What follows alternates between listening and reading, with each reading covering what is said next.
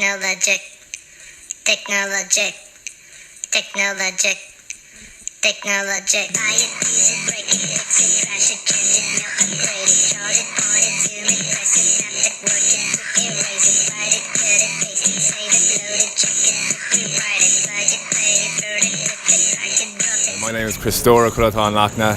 My business is Waterford, and we're here just at Tech Summit, just here to meet new people. So how long is the business in existence? It's actually been going on for about a year and a half at this stage, but we did our first beta launch there about 2 months ago.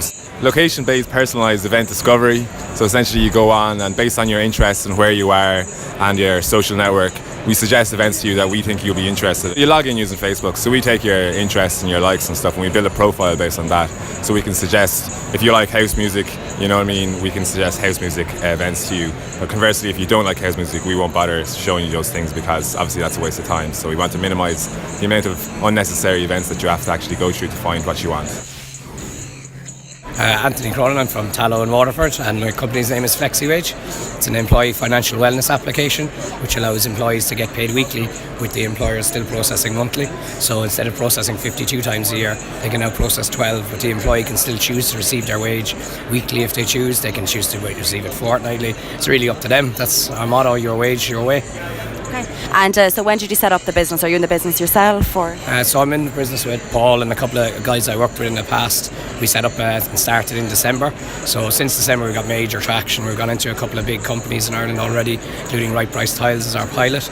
We're now launching in San Diego actually in 3 weeks in America. Spencer Thomas Group as our partners, and it's just taken off. It's great. You know, we're all really happy so far.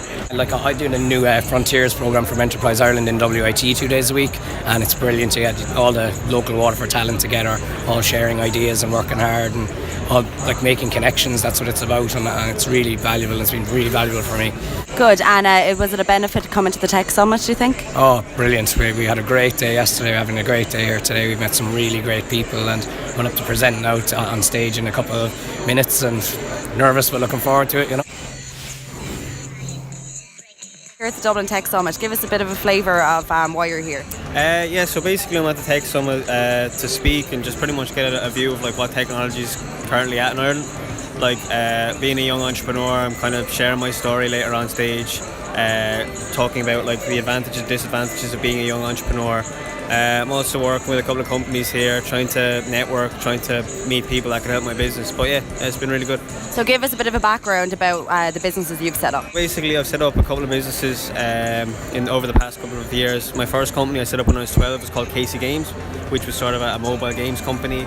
Since then, I've kind of gone on to found a variety of different companies, from teaching software to a coding game for kids, which is what I'm currently working on, called Kids Code. And another one of my projects at the moment is called the Teenage Entrepreneur Movement, which aims to provide support and resources for young entrepreneurs around the world.